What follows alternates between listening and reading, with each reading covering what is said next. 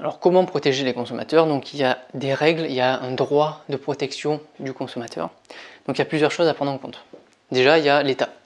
Il y a l'État avec la DGCCRF, donc c'est la Direction Générale de la Concurrence, de la Consommation et de la Répression des Fraudes, qui veille justement au respect des règles de concurrence. Donc il y a plein de règles de concurrence, donc notamment le fait que la concurrence doit être fixée librement par le marché, le fait qu'il n'y ait pas de position d'abus, d'abus de position dominante, qu'il n'y ait pas d'entente sur les prix, tout ça, qu'il n'y ait pas aussi de vente à perte, ça en fait partie.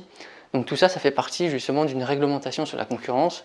Et donc la DGCCRF va dans les magasins régulièrement, enfin en tout cas va très souvent en magasin. Alors j'espère pour vous qu'elle ne viendra pas vous rendre visite parce que souvent vous risquez de vous prendre une belle amende parce que y a toujours quelque chose qui cloche dans les magasins, toujours un truc qui n'est pas forcément respecté. Donc ils contrôlent pas mal de choses justement pour protéger le consommateur. S'il n'y aurait pas la DGCCRF, vous comprendrez qu'il y aurait plein d'arnaques dans les magasins et il n'y aurait pas autant de confiance que le consommateur a aujourd'hui dans les magasins.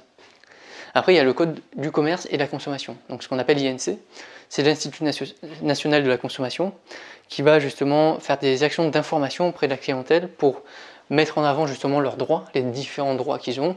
Ils ont différentes garanties, des garanties légales, le droit à ce qu'il y ait un prix qui soit bien indiqué, est-ce qu'il y ait une transparence d'information. Donc tout ça, le but de cet institut, c'est de former en quelque sorte le consommateur à tous ces droits dont il dispose.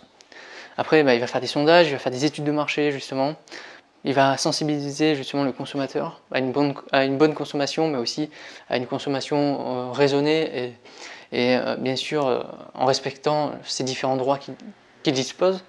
Et il va faire pas mal de campagnes de prévention. Ensuite, il y a ce qu'on appelle la CNIL. Donc la CNIL, tout simplement, c'est la Commission nationale informatique et liberté. Donc c'est sur la protection des données et des libertés individuelles des personnes. Donc c'est par rapport à l'exploitation des données personnelles qui sont récoltées par les magasins, que ce soit physique ou virtuel. On va récolter plein de données personnelles, nom, prénom, adresse, code postal, adresse mail, numéro de téléphone, situation familiale des fois, habitudes de consommation aussi. En quelque sorte, c'est des informations qui nous correspondent à nous et on n'a pas forcément envie qu'elles soient exploitées. Donc il y a la CNIL qui existe, donc qui offre aux consommateurs un droit de regard pour le consommateur sur les types de données qui sont récoltées sur lui, un droit de modification, il a le droit de les modifier à tout moment. S'il a changé d'adresse, il peut modifier son adresse. Et un droit de suppression définitif. Donc s'il ne veut pas que ces données restent dans la base de données de l'entreprise, il a le droit justement d'utiliser son droit de suppression et de supprimer entièrement toutes ces données récoltées.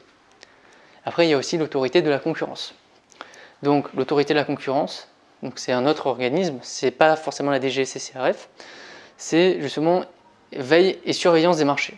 Elle va regarder si, toujours pareil, si la concurrence est bien respectée et elle va justement axer sa surveillance sur la publicité mensongère, l'entente sur les prix et sur les abus de position dominante.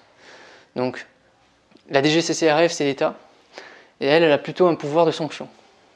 L'autorité de la concurrence, c'est plus des moyens de prévention qu'on va mettre en place pour alerter le magasin qu'aujourd'hui, il fait acte de concurrence déloyale, il fait acte de publicité mensongère et donc il s'expose à une amende très élevée.